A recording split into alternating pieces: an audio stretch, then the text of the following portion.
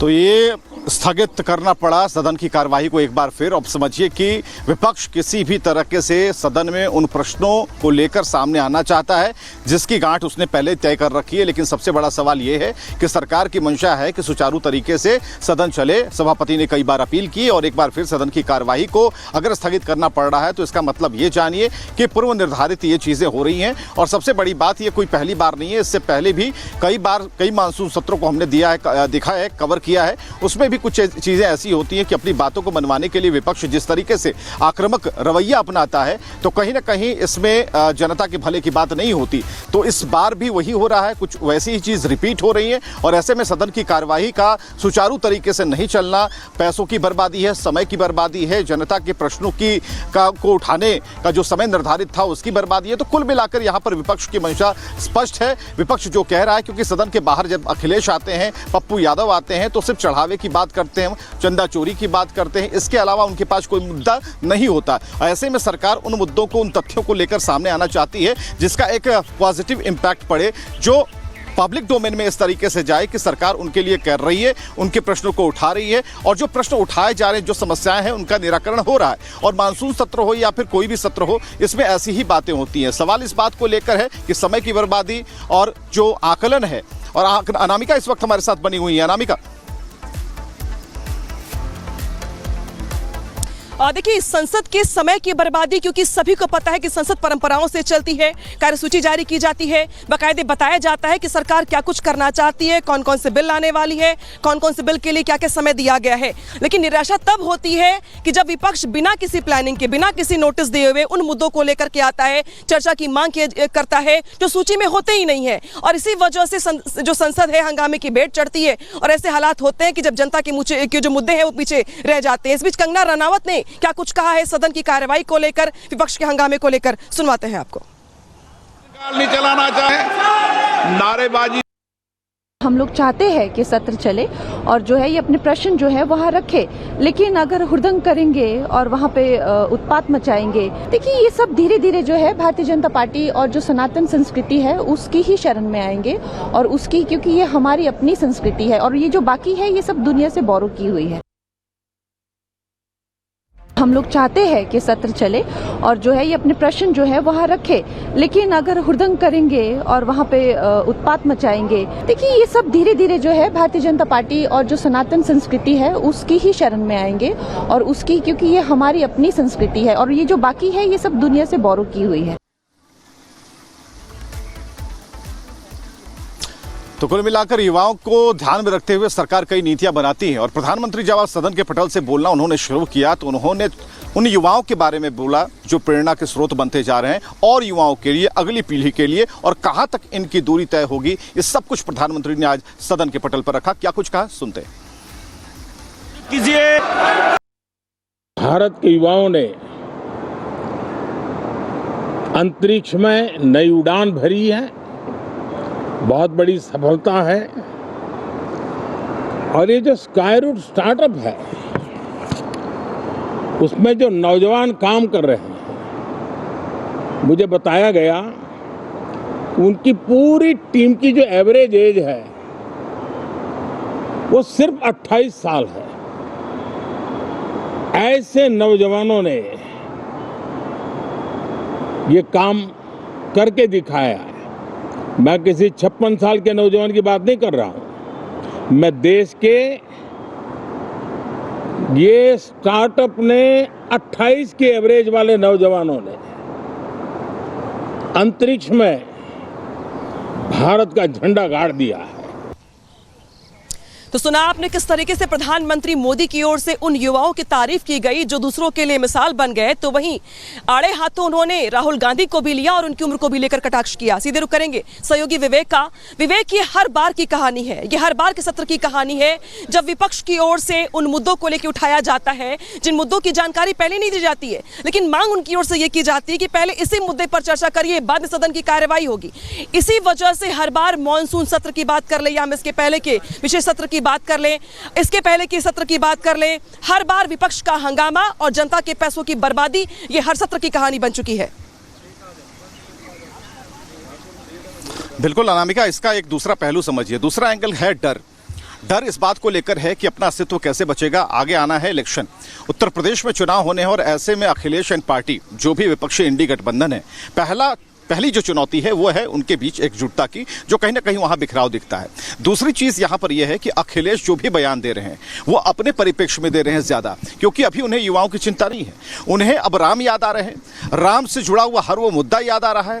अब उन्हें हिंदू भी याद आएंगे, अभी उन्हें मंदिर दर्शन भी याद आएंगे, सब कुछ याद आएगा। सदन में रहेंगे जरूर, क्योंकि ये लोकतंत्र का जो मंदिर है इसकी याद नहीं आ रही है कि यहाँ पर हंगामा करना उन तमाम लाखों करोड़ों हमारे जो भारतवंशी हैं उनका अपमान है। उन्हें समझ में नहीं आ रहा, लेकिन यहाँ पर उन्हें एक बात जरूर समझ में आ रही है कि आने वाले चुनाव में, क्योंकि आप उत्तर प्रदेश से हैं अनामिका, आपको बखूबी पता है, आपने कई चुनाव कवर किए हैं, तो आज अखिलेश की जो भाषा है ये अंतर आपको पता चल रहा होगा। PDA कहते चलते हैं, बिहार में हमने देखा वहां भी A to Z की पार्टी बना रहे थे, क्या हुआ अंजाम हमने देखा, यहाँ PDA कहा गया। लेकिन आप समझिए कि आज जब सदन में आपको मौका मिला कि आप एक अहम मुद्दे को लेकर आइए, युवाओं के मुद्दे को ठीक है, अगर सरकार कह रही है कि हम युवाओं को इतना कुछ दे रहे हैं, युवाओं के प्रॉफिट को लेकर बात कर रहे हैं, युवाओं के विकास को लेकर बात कर रहे हैं, आप कह सकते हैं, आप रोक सकते हैं कि देखिए ये पॉइंट आपके गलत है, लेकिन आप कह नहीं रहे अनामिका। तो मूल जड़ है डर। बिल्कुल डर भी है विवेक, और साथ ही चुनाव की चिंता भी है। और अखिलेश यादव को यह साफ साफ दिखाई दे रहा है कि चुनाव के चंद महीने पहले हुआ चंदा चोरी का ये जो मुद्दा है वो उन्हें चुनाव में पॉलिटिकल माइलेज दिलवाएगा, उनके PDA फॉर्मूले को ज्यादा धार देगा, और इसीलिए वो मॉनसून सत्र में जोर शोर से इस मुद्दे को उठा रहे हैं। हमारे सहयोगी मानव भी लगातार हमारे साथ जुड़े हुए हैं, इनसे भी चर्चा करेंगे हम। मानव, जिस तरीके से लोकसभा की कार्यवाही शुरू हुई, फिर स्थगन करना पड़ा, राज्यसभा की कार्यवाही शुरू हुई, फिर उसे स्थगित करना पड़ा, हालात ये बन गए कि सदन की कार्रवाई शुरू हुए कुछ घंटे हो चुके हैं, काम की बात कोई नहीं हुई है, और ऐसा लग रहा है कि जैसे जिस तरीके से शुरुआत हुई है इस बार मॉनसून सत्र हंगामे की भेंट चढ़कर रह जाएगा विपक्ष के अलग अलग मुद्दों की वजह से। देखिए, संसद की जो कार्रवाई है वो हमारे दर्शक भी देख रहे हैं, रिपब्लिक भारत के जरिए देख रहे हैं, और संसद टीवी का अपना प्रसारण होता ही है। यहाँ पर एक चीज समझना ये जरूरी है कि जो भी आपका डे टू डे बिजनेस होता है वो पहले ही बता दिया जाता है, और ये जानकारी अपोजिशन को भी दी गई कि किन 6 बिलों को वहाँ पर लाया जाएगा, उन पर चर्चा होगी, और सर्वदलीय बैठक हुई। उसमें भी एक तरीके से सरकार क्योंकि रिक्वेस्ट ही कर सकती है, सभी को अपनी बात रखने का संसद में पूरा अधिकार है, लेकिन एक बिजनेस आने के बावजूद भी इस तरीके से हंगामा करना और दिन भर की कार्रवाई को नहीं चलने देना, तो कहीं ना कहीं से ये बताता है कि अपोजिशन पहले से तैयारी करके आया। और जो तस्वीरें अभी हमने देखी हैं वो साफ बयां करती हैं कि पहले से तैयारी थी। और अभी आप देखिए कि जो समाजवादी पार्टी के तमाम सांसद हैं वो डिंपल यादव के साथ मार्च कर रहे हैं नीट के मुद्दे पर और चढ़ावा मुद्दे पर, तो ये कहीं ना कहीं सदन को बाधित करने की कोशिश है। और ये बात लगातार प्रधानमंत्री मोदी भी अपने भाषणों में कहते हुए दिखाई देते हैं, और ये अपील उन्होंने आज सुबह जो भाषण दिया, जो अपना एक स्पीच दिया, उसमें भी उन्होंने कहा कि हम यही अपील करते हैं कि सदन चले जिससे कि लोगों से जुड़े हुए मुद्दे, और खासतौर से उन्होंने जिक्र नहीं किया, लेकिन ये बात कही जा रही है कि वंदे मातरम को लेकर जो बिल है वो आज लाया जा सकता है। इसके साथ साथ देश भर में जो जजेस से जुड़ा हुआ जो बिल है, जिससे देश भर में जजेस की संख्या बढ़ जाएगी, तो ये बहुत जरूरी बिल है, सरकार की ये प्राथमिकता है, और इनको लाने की कवायद वहां पर बिल्कुल मानव आप सही कह रहे हैं। लेकिन लोकसभा की कार्रवाई से जरा हम जोड़ते हैं कि जजों की संख्या बढ़ाने को लेकर के बिल पेश किया गया है, एक अहम, क्योंकि जो सरकार की तरफ से जो 9 ऐसे विधेयक लाने की तैयारी थी उसमें पहला जो है वो है जजों की संख्या को बढ़ाने को लेकर, यानी कि जो देश में बढ़ते हुए मामले हैं उस अनुपात में जो जजों की संख्या है उसे भी बढ़ना जरूरी समझा गया, और कानूनविदों से राय लेकर सरकार ने एक ऐसा परफॉर्मा तैयार किया जिसे सामने सदन पर रखा गया। तो अभी जो पहली चीज सामने आ रही है उसमें जो एक बड़ा अपडेट सामने आ रहा है उसमें जजों की संख्या बढ़ाने को लेकर जो विधेयक है उसे पटल पर रखा गया है। कहने का मतलब ये कि अब उन सभी 6 बिंदुओं को लेकर जिसे सरकार लेकर सामने आई है, और चलिए एक रिपोर्ट हम आपको दिखाते हैं। माननीय सदस्यगण, प्लीज आप की कुछ मर्यादाएं तथ्य ले रहा उचित नहीं है, नारेबाजी करना तथ्य ले रहा। मॉनसून सत्र का पहला दिन, संसद के भीतर बहस से ज्यादा बवाल दिखा। नारेबाजी से संसद की मर्यादा नहीं बनती है। सुबह 11 बजे लोकसभा की कार्यवाही शुरू हुई, लेकिन विपक्ष के शोर शराबे ने महज 12 मिनट में ही सदन की कार्यवाही ठप कर दी और स्पीकर को सदन स्थगित करना पड़ा। स्पीकर ओम बिरला लगातार विपक्षी सांसदों से अपनी सीटों पर लौटने और सदन की गरिमा बनाए रखने की अपील करते रहे, लेकिन विपक्ष मानने को तैयार नहीं था। हंगामा इतना बढ़ा कि कई सांसद स्पीकर की कुर्सी के सामने तक पहुंच गए। सदन में हमेशा ये अपेक्षा रहेगी कि सदन की परंपरा और प्रतिष्ठा को बनाए रखें। मैं सबको उचित समय देता हूं, सार्थक चर्चा हो, संवाद हो, तर्क हो, इसके लिए संसद है। आप तर्क से चर्चा करें, नारेबाजी से संसद की मर्यादा नहीं बनती है। नीट परीक्षा, मंदिरों के चढ़ावे में कथित चोरी समेत कई मुद्दों पर चर्चा की मांग को लेकर विपक्ष अड़ा रहा। सरकार चर्चा का भरोसा देती रही, लेकिन विपक्ष ने कार्यवाही चलने ही नहीं दी। पोस्टर और बैनर लेकर पहुंचे सांसद लगातार नारेबाजी करते रहे और सदन अखाड़ा बन गया। मेरा आपसे आग्रह है, आप सदन के अंदर सार्थक चर्चा करें, संवाद करें, लोगों की जन आकांक्षाओं, अपेक्षाओं को रखें। मैं सभी मान्य सदस्यों को उचित नियमों के तहत पर्याप्त समय, पर्याप्त मौका दूंगा। मेरा आपसे आग्रह है कि तख्तियां और नारेबाजी से सदन की मर्यादा नहीं बनती है। मेरा आग्रह है कि सदन का प्रथम दिन है और इस परंपरा को तोड़ना चाहिए कि प्रथम दिन सदन नहीं चलेगा। उधर संसद की कार्यवाही शुरू होने से पहले प्रधानमंत्री नरेंद्र मोदी ने मीडिया को संबोधित किया। पीएम ने सभी दलों से अपील की कि मानसून सत्र को सार्थक, सकारात्मक और उत्पादक बनाया जाए। देश हित के मुद्दों पर चर्चा हो, जनता की अपेक्षाओं पर खरा उतरने वाला सत्र चले।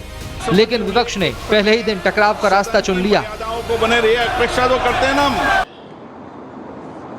राष्ट्र के लक्ष्यों को प्राप्त करने के लिए बहुत आवश्यक होता है। हमारे सदन में बहुत अनुभवी सांसद भी है, दल उनका कोई भी हो, लेकिन उनके पास एक लंबा अनुभव है। ऐसे समय में उनके अनुभव की, उनके ज्ञान की संसद को भी जरूरत है, देश को भी जरूरत है। और इसके लिए संसद का चलना, सार्थक चर्चा होना, मिलजुल करके देश को आगे ले जाने के संकल्प लेना, ये मैं समझता हूं कि बहुत ही समय की मांग है। सरकार इस मानसून सत्र में 7 अहम विधेयक पेश करने जा रही है। लोकसभा में सबसे पहले सुप्रीम कोर्ट में न्यायाधीशों की संख्या बढ़ाने से जुड़ा सुप्रीम कोर्ट संशोधन विधेयक पेश किया जाएगा। 13 अगस्त तक चलने वाले 25 दिनों के सत्र में लोकसभा और राज्यसभा की कुल 19 बैठकें प्रस्तावित हैं। लेकिन सबसे बड़ा सवाल यही है कि क्या इस बार संसद में मुद्दों पर बहस होगी या फिर हर दिन हंगामे की भेंट सदन चढ़ेगा। क्या मानसून सत्र कानून बनाने का मंच बनेगा या फिर हर बार की तरह शोर शराबे में ही पूरा सत्र गुजर जाएगा। Bureau report, Republic Bharat.